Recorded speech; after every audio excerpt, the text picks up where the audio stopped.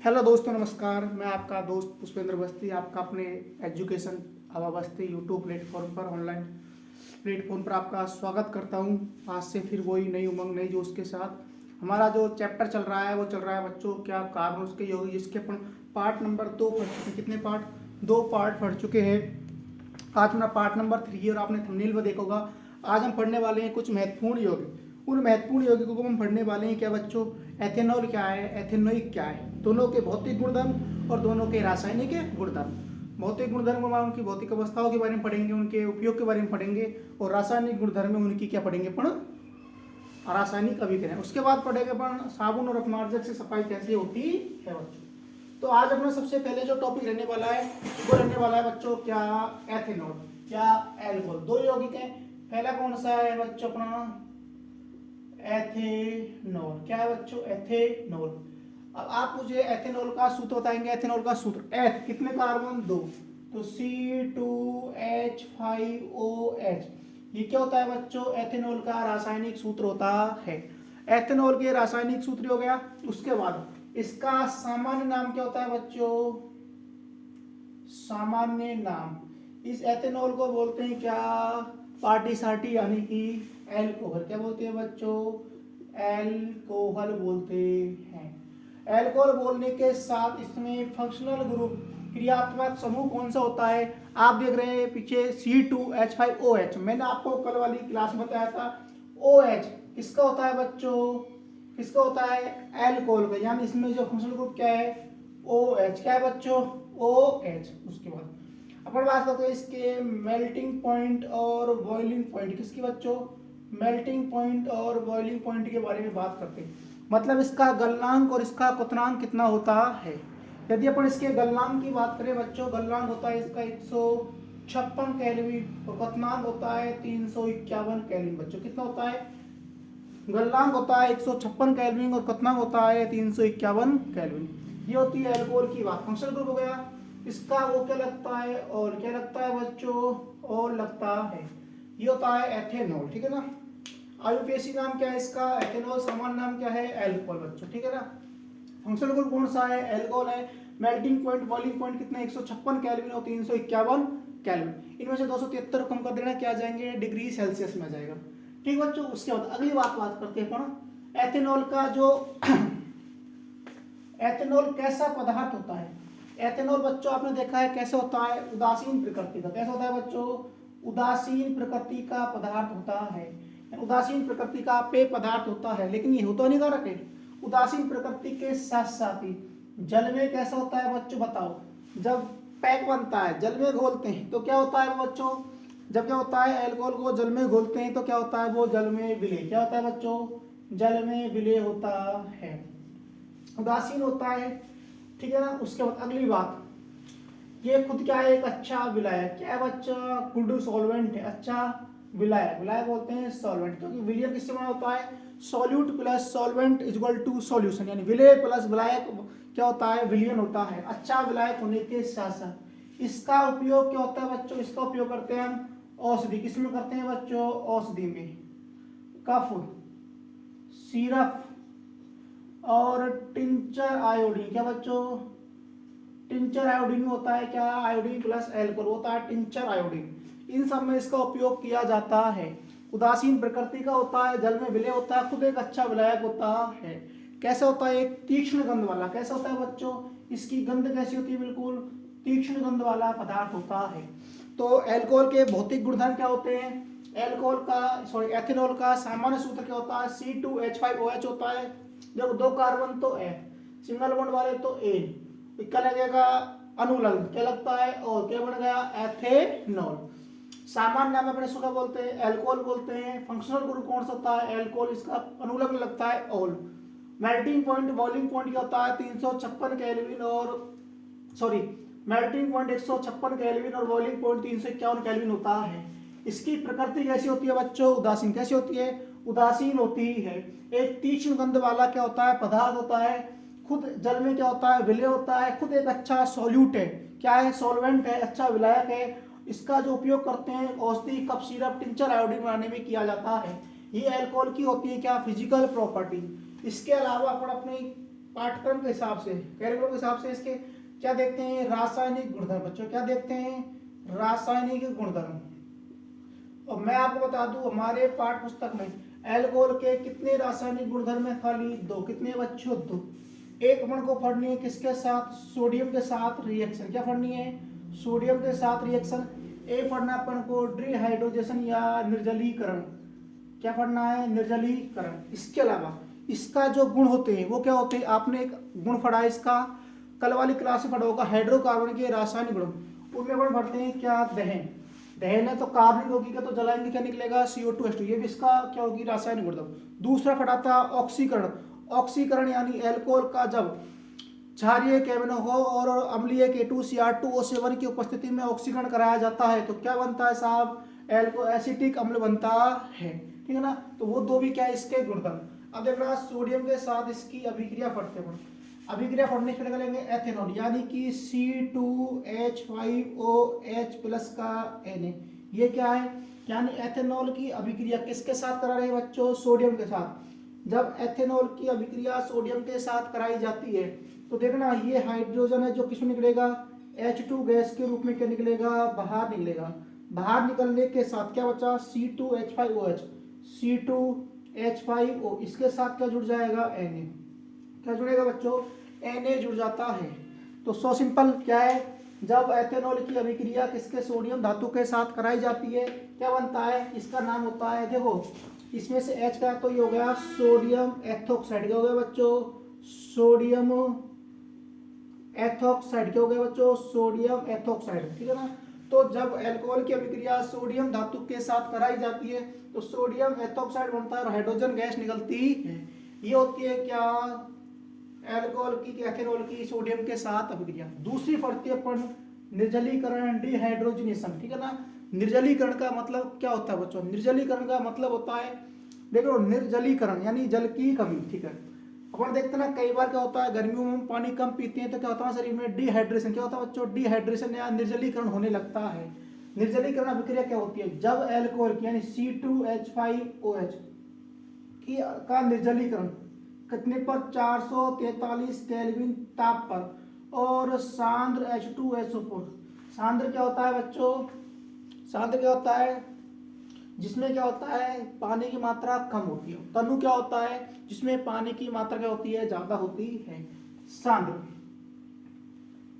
है ना, जब देखो एथेनॉल की अभिक्रिया 443 केल्विन तापमान पर और सांद्र H2SO4 की उपस्थिति में इसका निर्जलीकरण कराया जाता है तो क्या बनता है बच्चों, C2 डबल बॉन्ड C2। अब देखना निर्जलीकरण का मतलब क्या है, एक कार्बन दो कार्बन, इधर कितने हाइड्रोजन, तीन, इधर कितने हाइड्रोजन, दो, इधर क्या जुड़ रहा है, OH। अब देखना बच्चों क्या हो रहा है, निर्जलीकरण, तो इससे क्या निकला, एक जल का अणु निकलेगा। एक जल के अणु निकलने के लिए ये क्या है बच्चों, OH। क्या है, OH।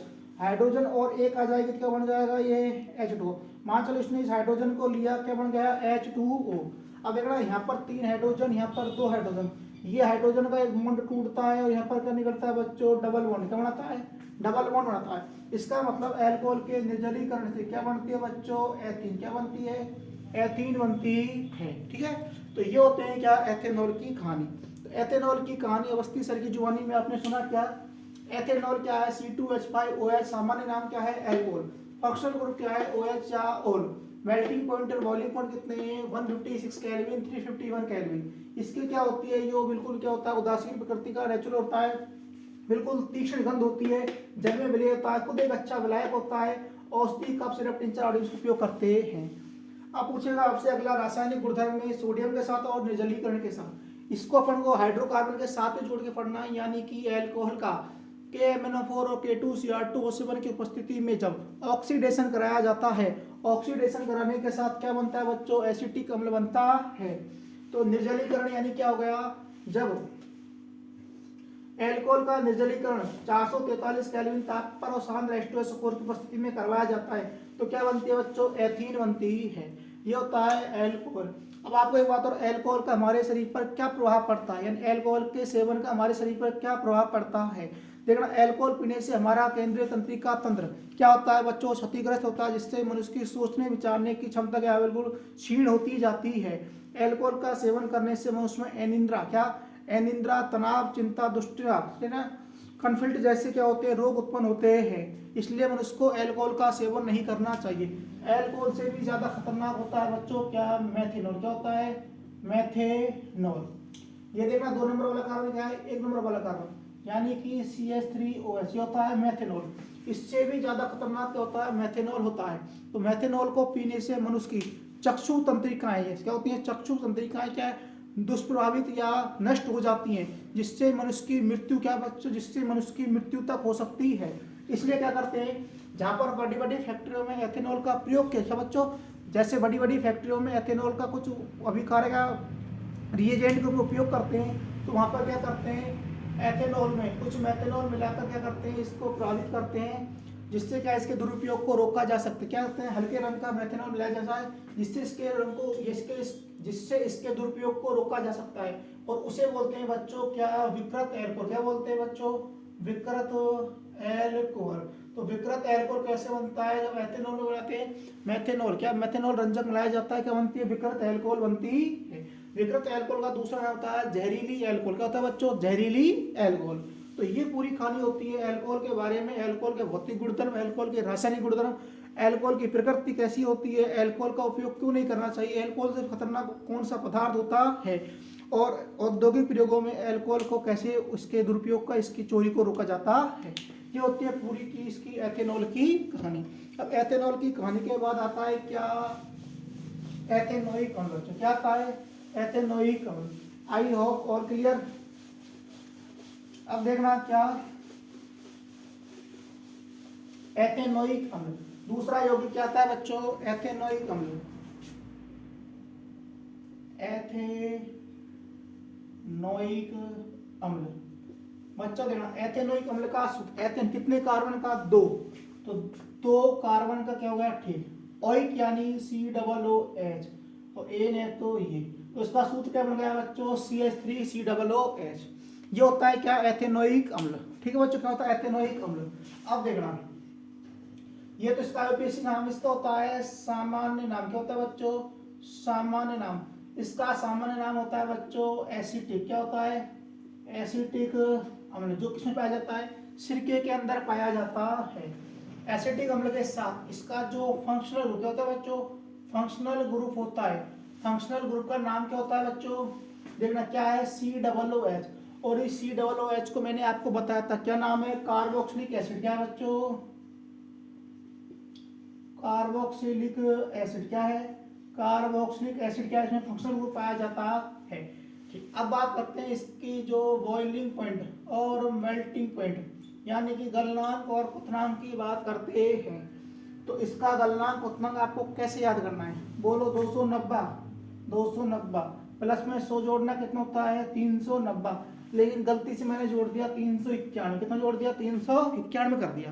कितना, 290 391, कितना, 290 391। उसका 156 200 कितना होता है, 156 351। कितना, 156 351। तो 290 केल्विन और 391 केल्विन, ये होते हैं उसके बॉइलिंग और मेल्टिंग पॉइंट, गलनांक और क्वथनांक बिंदु बच्चों। तो एथेनोइक अम्ल का सामान्य नाम एसिटिक एसिड, फंक्शनल ग्रुप कौन सा, कार्बोक्सिलिक एसिड, बॉइलिंग और मेल्टिंग पॉइंट कितने, 290 केल्विन और 391 केल्विन। अब देखना है, अब अगली बात करते हैं क्या, एथेनोइक अम्ल। लास्ट में अम्ल लग रहा है, तो प्रकृति कैसी होगी बच्चों, अम्ल कैसी होगी, प्रकृति होती है इसकी अम्लीय। इसमें होती है सिरके जैसी गंध। क्या होती है, सिरके जैसी गंध क्या होती है, इसमें पाई जाती है। सिरके जैसी गंध के साथ साथ ही इसका जो 3 से लेकर 5% का जलीय विलयन है बच्चों, क्या कहलाता है, वो सिरका। क्या कहलाता है, सिरका कहलाता है। क्या कहलाता है, सिरका कहलाता है। उसके बाद अपन इसके उपयोग की बात करते हैं। इसका उपयोग क्या करते हैं बच्चों, परिरक्षक के रूप, किस करते हैं, परिरक्षक के रूप में करते हैं। ठीक है ना। अब देखना, एसिटिक अम्ल, सामान्य सूत्र CH3COOH, फंक्शनल ग्रुप कौन सा, इसमें carboxylic acid, melting boiling point कितना होते हैं, 290 केल्विन 391 केल्विन। अगली बात, प्रकृति कैसी अम्लीय होती है, सिरके जैसी गंध होती है, 3 से 5% विलयन को बोलते हैं सिरका बोलते हैं। परिरक्षक के रूप में इसका काम करते हैं। एक महत्वपूर्ण बात क्या है, नोट लगा के याद करनी है। नोट लगाकर क्या बात याद करनी है बच्चों आपको, जब अपन एसिटिक अम्ल, किसको, जब अपन एसिटिक अम्लों को करते हैं शीतलन करते हैं, फ्रीजिंग करते हैं, क्या करते हैं बच्चों, शीतलन करते हैं, तो शीतलन करने पर ये कैसा बर्फ की भांति एज ए आइस क्यूब कैसे दिखाई देता है, बर्फ की भांति दिखाई देता है, उसे बोलते हैं ग्लेशियल एसिडिक। क्या बोलते हैं बच्चों, ग्लेशियल एसिडिक बोलते हैं। क्या बोलते हैं, ग्लेशियल एसिडिक बोलते हैं। आपसे पूछे ग्लेशियल एसिडिक किसे कहते हैं, जब ग्लेशियल एसिडिक का मतलब होता है जब एसिटिक अम्ल को शीतलन किया जाता है तो एक बर्फ की भांति दिखाई देता है, एज आइस दिखाई देता है, उसे बोलते हैं ग्लेशियल एसिडिक बोलते हैं। उपयोग करते हैं परिरक्षक के रूप में किया जाता है। ये जो मैंने आपको पूरी एथेनोइक अम्ल की कहानी बताई है, इस एथेनोइक अम्ल की कहानी कौन सी है, भौतिक गुण। कौन सी बच्चों, भौतिक गुणधर्म है। तो इसके जब रासायनिक गुणधर्म के बारे में चर्चा करते हैं तो रासायनिक गुणधर्म क्या है बच्चों, मैं उम्मीद करता हूँ आपको सब कुछ समझ आ रहा होगा।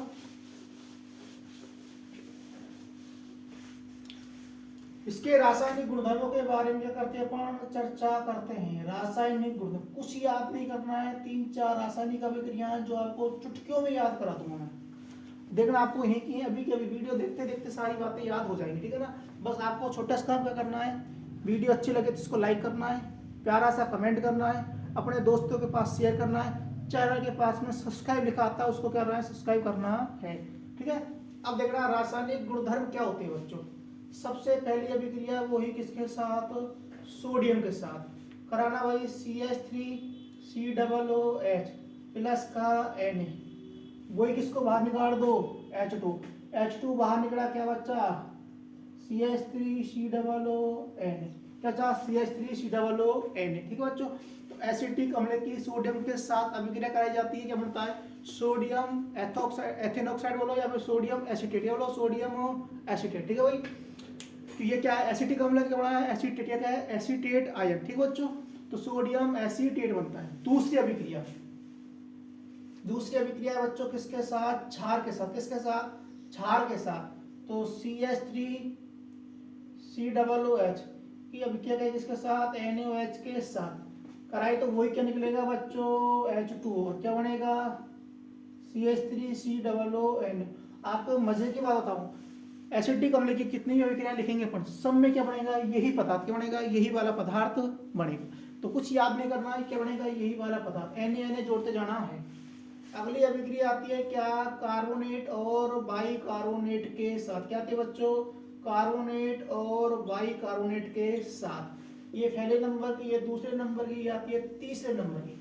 वो लिखो क्या, CH3COOH, क्या लिखा, Na2CO3 और या फिर किसके साथ, NaHCO3। अब आपको एक छोटी सी बात का ध्यान रखने, यहाँ पर बनता है क्या बच्चों, H2O और CO2, क्या बनता है, H2 प्लस CO2, ठीक है। इसका मतलब एथेनोइक अम्ल की अभिक्रिया जब धातु कार्बोनेट और बाइकार्बोनेट के साथ कराई जाती है तो क्या बनता है बच्चों, कौन सी गैस, CO2 गैस निकलती है। क्या बना, वो लिखो CH3COONA, CH3COONA बनता है, ठीक है।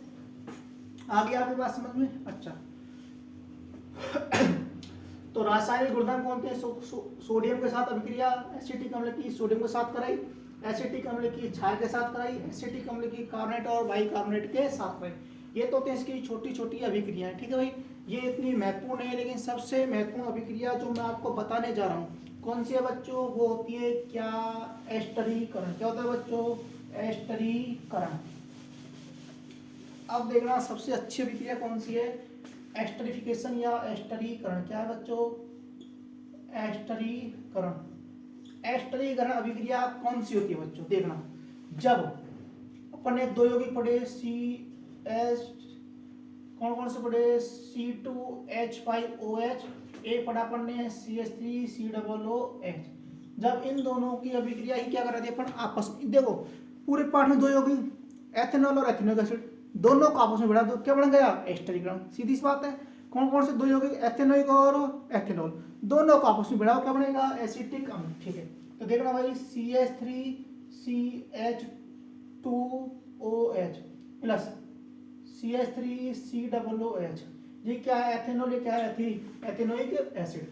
दोनों की अभिक्रिया आपस में कराओ, देखो यहाँ से उठाओ OH, यहाँ से उठाओ H, यहाँ से OH, यहाँ से H, OH को उठाया, क्या निकल गया बाहर, H2। अब देखना यहाँ से क्या बचा, CH3COO, क्या बचा, CH3COO। इधर से क्या बचा, देखो OH का क्या बचा CH2CH3, क्या बचा बच्चों CH2CH3, क्या बचा CH2CH3, ये क्या है, इसका नाम होता है एस्टर। क्या होता है बच्चों एस्टर, क्या होता है इसका नाम होता है एस्टर। इस एस्टर की अभिक्रिया क्या होता है एस्टर, एस्टर क्या होता है बच्चों, एक गंध वाला पदार्थ होता है, ठीक है ना, मीठी गंध वाला, किसका, एक मीठी गंध वाला क्या होता है पदार्थ होता है, इसलिए इसका उपयोग कहाँ करते हैं बच्चों, इत्र में, किसमें करते हैं, इत्र बनाने में किया जाता है। इसका नाम क्या है बच्चों, इसका नाम बताओगे कोई, इसका नाम आपको क्या करना है, कमेंट में करना है, ठीक है ना, CH3 COO CH2 CH3, देखना एस्टर है तो इसका नाम होगा दो तरह, क्या होगा दो तरह से, देखना इधर से ऐसे तोड़ना, ये क्या बनेगा एथिल एथेनोइड, क्या बनेगा एथिल एथेनोइड, क्या बनेगा बच्चों एथिल एथेनोइड, इसका नाम है एथिल एथेनोइड। ये होता है एस्टरिक। एस्टरिक क्या होती है, देखो माध्यम होता है क्षारीय, कैसा क्षारीय माध्यम, जब अल्कोहल और एथेनोइक अम्ल की अभिक्रिया क्षारीय माध्यम में कराते हैं तो एस्टर का निर्माण होता है, एथिल एथेनोइड बनता है, H2O बाहर निकलता है, ये होता है एस्टरीकरण। इस एस्टरीकरण अभिक्रिया का उपयोग साबुन में करते हैं, तो देखो पदार्थ कौन सा है CH3 COO CH2 CH3। इसकी अभिक्रिया यदि हम कराते हैं किसी क्षार, किसके साथ बच्चों क्षार के साथ कराते हैं, देखो क्या होगा, ये जो CH2 CH3 किसके साथ जुड़ जाएगा OH के साथ, तो CH3 CH2OH प्लस में इसका जो ये Na है क्या जुड़ेगा इस बच्चों ये भाग के साथ, तो CH3 COO Na क्या जुड़ता है CH3 COO सोडियम एसिटेट, और यही क्या होता है बच्चों साबुन, क्या होता है यही होता है बच्चों क्या साबुन, क्या होता है साबुन होता है। इस अभिक्रिया को बोलते हैं बच्चों क्या साबुनीकरण, क्या बोलते हैं साबुनीकरण, इसको बोलते हैं एस्टरीकरण। तो ये होता है साबुनीकरण और एस्टरीकरण की अभिक्रिया, ठीक है, यहाँ तक आपको कोई दिक्कत, ठीक है। तो एस्टरीकरण और साबुनीकरण, साबुनीकरण अभिक्रिया का उपयोग साबुन बनाने में किया जाता है। अब कहानी आती है साबुन और अपमार्जक की, कि साबुन क्या है अपमार्जक क्या है बच्चों, देखना कहानी पढ़ते हैं अपन किसकी, साबुन व अपमार्जक की, यानी soap and detergents. What is the soap and detergents, क्या होते हैं ये, क्या होते हैं ये, क्या होते हैं साबुन। सबसे पहली बात करते हैं अपन किसकी साबुन की, साबुन, और दूसरा आता है क्या डिटर्जेंट्स यानी अपमार्जक। देखो ये क्या होते हैं, ये लंबी कार्बन श्रृंखला, क्या होते हैं बच्चों लंबी कार्बन श्रृंखला के सोडियम और क्या होते हैं पोटेशियम लवण। आपसे पूछे साबुन क्या होते हैं, साबुन लंबी कार्बन श्रृंखला के सोडियम और पोटेशियम लवण होते हैं। अपमार्जक के बारे में आपसे पूछे अपमार्जक क्या होते हैं, वही कार्बन की श्रृंखला के क्या होते हैं अमोनियम और सल्फोनेट लवण, क्या होते हैं बच्चों अमोनियम एवं सल्फोनेट लवण होते हैं। सबसे पहली बात व्हाट इज द सोप और व्हाट इज द डिटर्जेंट्स, साबुन क्या है और सोप क्या है, यानी साबुन क्या है और अपमार्जक क्या है। साबुन क्या है लंबी कार्बन श्रृंखला के सोडियम पोटेशियम लवण को क्या बोलते हैं बच्चों साबुन बोलते हैं, और अपमार्जक लंबी कार्बन श्रृंखला के सोडियम पोटेशियम अमोनियम सल्फोनेट लवण का बोलते हैं अपमार्जक बोलते हैं, ठीक है। इसके आगे बात साबुन का जो सह उत्पाद होता है वो होता है बच्चों क्या ग्लिसरॉल, क्या होता है ग्लिसरॉल होता है। आपको एक बात जरूर ध्यान रखनी है, साबुन के रूप में सह उत्पाद के रूप में क्या होता है ग्लिसरॉल का निर्माण होता है बच्चों। अगली बात अपन पढ़ते हैं जल के बारे में। जल क्या होता है बच्चों मृदु जल और कठोर जल, क्या होता है मृदु जल और कठोर जल। अब देखना साबुन क्या होता है, साबुन क्या होता है मृदु जल के साथ अभिक्रिया करता है, साबुन मृदु जल के साथ अभिक्रिया करता है और कठोर जल के साथ नहीं करता है। लेकिन अपमार्जक कठोर और मृदु दोनों जल के साथ अभिक्रिया करता है। कठोर जल कैल्शियम मैग्नीशियम के क्या होते हैं आयन उपस्थित होते हैं। देखना साबुन क्या होता है कठोर जल और मृदु जल के साथ मृदु जल के साथ अभिक्रिया करता है और कठोर जल के साथ अभिक्रिया नहीं करता है। अपमार्जक क्या होता है बच्चों कठोर जल और मृदु जल दोनों के साथ अभिक्रिया करता है। अब देखना साबुन जब कठोर जल के साथ साबुन को कठोर जल के साथ अभिक्रिया के साथ लगाया जाता है क्या होता है इसमें कैल्शियम मैग्नीशियम के उपस्थित आयनों के साथ ये एक अघुलनशील क्या बच्चों अघुलनशील अवक्षेप का निर्माण करता है। आपने देखा होगा खारे पानी में क्या होता है चिपचिपा लगता है, ठीक है ना। अघुलनशील स्तंभ का घुलनशील पदार्थ का निर्माण करता है उसे बोलते हैं बच्चों क्या, स्कम। क्या बोलते हैं, स्कम बोलते हैं। ठीक है, तो क्या होता है जब साबुन कठोर जल के साथ अभिक्रिया करता है तो वो क्या होता है, अघुलनशील स्कम का निर्माण करता है। अघुलनशील पदार्थ का निर्माण जिसे बोलते हैं स्कम बोलते हैं। आपने देखो कई बार पानी में साबुन के झागों को क्या होता है, वो रंगीन कैसे दिखाई देते हैं, रंगीन दिखाई देते हैं। उनमें कैसी, वैसे देखो प्रकाश का परावर्तन की घटना होती है, लेकिन जब वो रंगीन दिखाई देते हैं तो प्रकाश के व्यतिकरण, कौन सी, प्रकाश के व्यतिकरण की घटना के कारण वो रंगीन दिखाई देते हैं बच्चों। ठीक है, ये होता है साबुन और अपमार्जक। साबुन क्या है, लंबी काल सोडियम पोटेशियम लवण। ये क्या है भाई, अमोनियम सल्फोनेट के लवण। ये क्या है, मृदु जल के साथ अभी करते हैं, कठोर जल के साथ नहीं करते हैं, और अपमार्जक दोनों के साथ करते हैं। अब आती है बच्चों मिसेल निर्माण या साबुन से सफाई। देखना साबुन से सफाई किस प्रकार होती है। देखना साबुन में क्या होते हैं, दो ध्रुव होते हैं। क्या होते हैं, दो। एक होता है बच्चों जल रागी। क्या होता है, जल रागी। और एक दूसरा होता है जल विरागी। क्या होता है, जल रागी और जल विरागी। साबुन के अंदर दूसरे होते हैं जल रागी और जल विरागी स्राव। जल रागी स्राव बच्चों कैसा होता है, आयनिक। क्या होता है, आयनिक स्राव होता है। ये कैसा होता है बच्चों, आयनिक स्राव होता है। ठीक है ना। देखना साबुन से सफाई किस प्रकार होती है। साबुन के दो सिरे होते हैं, एक होता है क्या, जल रागी यानी जल से प्यार करने वाला। एक होता है जल विरागी यानी जल से नफरत या जल से दूर रहने वाला। ठीक बच्चों, जल रागी स्राव कैसा होता है, आयनिक। कैसा होता है बच्चों, आयनिक होता है। परंतु जल रागी जल विरागी स्राव कैसा होता है, अनआयनिक होता है बच्चों। यानी इस पर क्या होते हैं, आयन उपस्थित इस पर नहीं होते हैं। अब देखना होता क्या है, ये क्या है बच्चों, कोई मैल की बूंद या तेल की बूंद। क्या है, मैल या तेल की बूंद है। मान के चलिए क्या है कपड़ा, इस पर क्या है, मैल या तेल की बूंद है। मैल या तेल की बूंद होने के साथ ही इस पर जब साबुन को लगाया जाता है तो तेल की बूंद के साथ में क्या होते हैं बच्चों,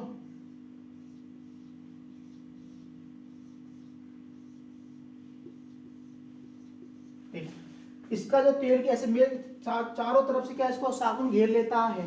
तो साबुन घेर लेता है तो जटिल संरचना बनती है। देखा ये क्या है, तेल की बूंद। यानी तेल के साथ कौन करेगा, जल रागी या जल विरागी, कौन आएगा, ये सिरा क्या होता है बच्चों, जल विरागी। कौन सा होता है, जल विरागी सिरा होता है। और ये कौन सा होता है बच्चों, जल रागी। कौन सा, जल रागी सिरा होता है।